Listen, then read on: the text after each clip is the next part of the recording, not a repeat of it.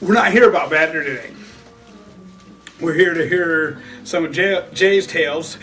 You know, he's 16 terms, a whole bunch of time in county jail, a whole bunch of time in MCJ, Mid Central Jail, and then we got a whole bunch of time behind the wall. And we both feel FTW, fuck these walls.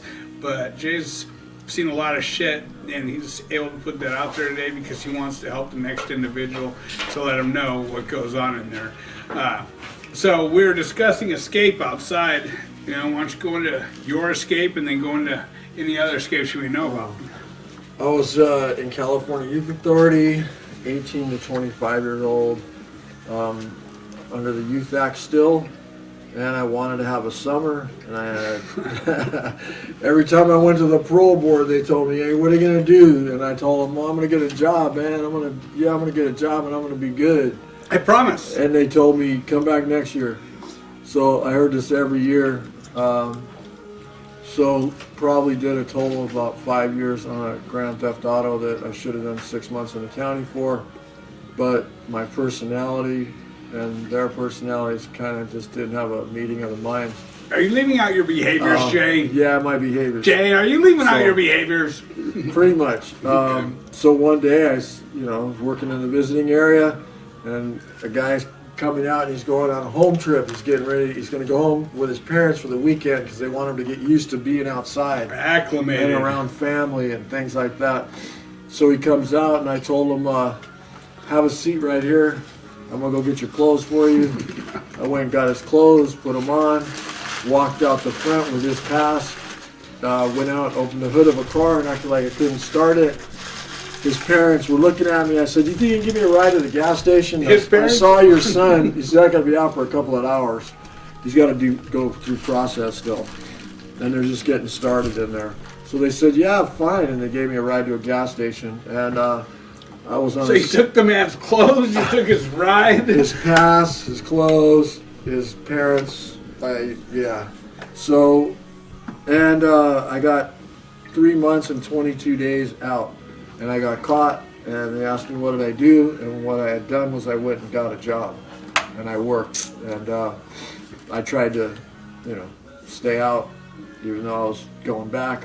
So instead of just getting out and acting like a savage, you actually got out. I got a job. Used your social security number, got a job. They could have found you anytime they really wanted Still to. driving a stolen car back and forth to work. Yeah, no, it's progress, not perfection, my boy. Progress. But he came into the parole board and told them what I had done while I was on escape.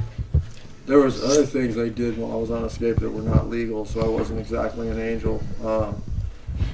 Just never could come to grips with that one. As far as escapes that were successful, I wouldn't consider mine successful. I'd consider it a success. I wanted a summer, and I got a summer. Right? And it was bitching, man. I had a pad at the beach. I had a chick. I had, a job, had it going on, as far as I felt, for me.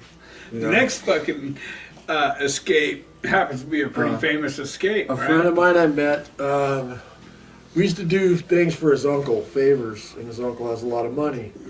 Well, he did a favor for his uncle and got a life sentence behind it at 19 years old. His name's Glenn Godwin.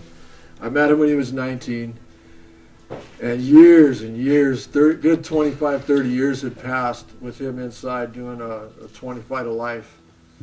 And he was in Old Folsom, and he went to work in the lowers. This was also on, I think it was on Cops or one of those television shows.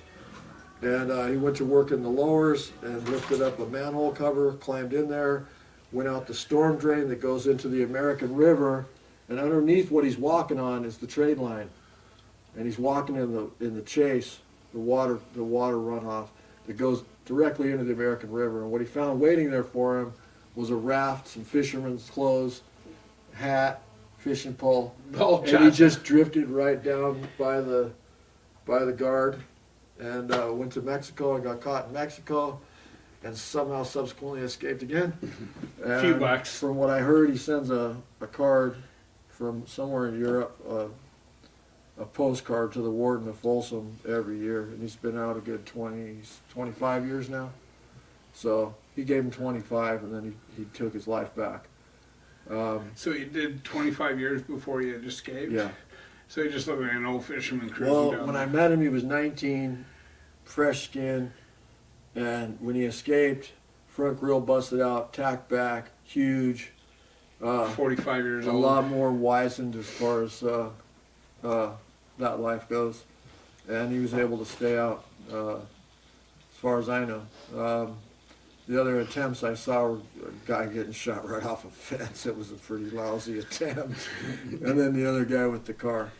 I don't know. So tell us about the fence. All right. Well, it was visiting, and the guy spent all night cutting out his bars. In a cell? Yeah. Cutting And cutting out the front bars? you know, Tracy's same way as Soledad. Right, Well, the windows? the window Yeah, bars. there's fucking X's. Yeah. Yeah, okay. So he spent all night gouging that out with some cheap, low-grade, weak equipment. So it took him all night until the morning with sunrise. By then the bars were cut out, so he's committed. So he runs across the grass. Wait, in that front just of drops the- you into in front in of the between the visitors. buildings, though. No, So he's in the front of the Tracy. He's in front. no, he went down just like this.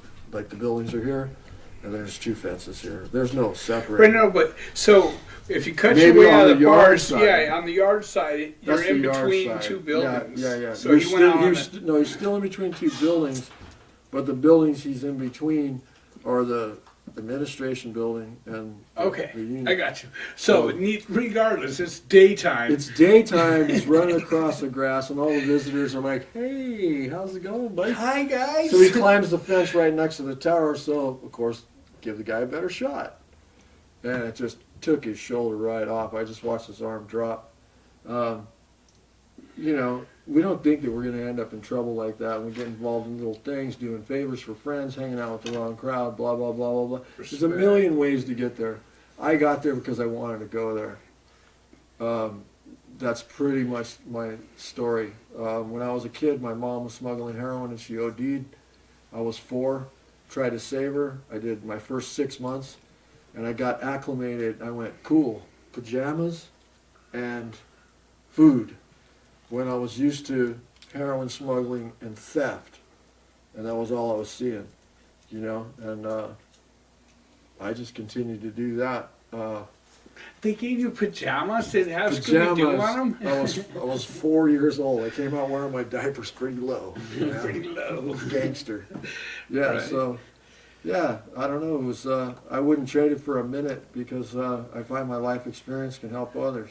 So bringing that up, somebody out there maybe young enough watching us, you know what I mean, and in a bad position and, you know, thinking that this beats the alternative of this, you know, like, would you have any advice for them? What would you tell a kid, a 9-year-old kid that's gone from, you know, mom turning tricks in the other room, shooting heroin and fucking whatever the case may be. I'm not saying that's your story, but like, it's basically the story of us, It of is. our people. You know what I mean? Like, so she's turning tricks in the other room. She's selling dope. There's dope left in the fucking kitchen cabinet, whatever the case is. And there's a 9-year-old kid out there somewhere that might be listening to you tonight. What would you tell him to do? As opposed to going to fucking Central Juvenile Hall or anything along those lines, what would you recommend for this kid to do? I wouldn't tell on my parents. For sure. Respect. Because you're going to go straight to the hall. There's alternatives that you can look up. Teacher? Possibly Guidance a counselor? teacher or a counselor at school, a trusted friend's mother and father, you know, or even just a mom, someone you trust that maybe likes you. Open up to them and tell them what's really going on. You don't have to feel any shame. None of that is your fault. And it's not their fault. It's just their choices. They're sick, you know. Try and understand that it's a sick person, and that you're not in the same place they are. So in order for you to grow and have a chance at a life, any life you want, you know, pretty much, this is America, you can make whatever you want. You know, I recommend that you make it with friends, brothers that aren't brothers. I've got a whole family that is not family, but I'm tighter with them than I am my own family. Find someone that's understanding. Family isn't always blood. That's a fact. Yeah, find someone that's understanding and tell them what's going on at your house.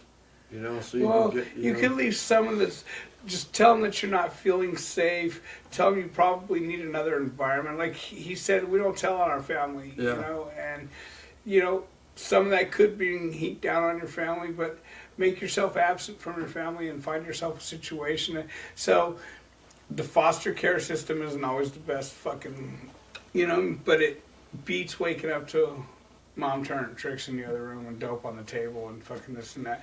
So Yeah. everything sucks until it doesn't suck anymore. Yeah, like I said, I got food and pajamas. You know? Food and pajamas. And I was happy. I was a happy kid. I was like, cool, man. What's for dinner? You weren't trying to escape that night. huh? Regular, man. You know, no, not at all. Right. I was taken care of. I wasn't abused or anything like that. And it was kind of just a part of my little experience. And don't let Yeah. anyone abuse you in any situation. There's Ever. always another situation. Do not be scared to go into the next situation, even though you think it could be worse. Most likely it's going to be better. If people know they're saving you from a situation that's fucked up, you're probably going to go to a better situation. Jay, thank you for putting yourself out there tonight. More to come. More Jay to come. Count on that.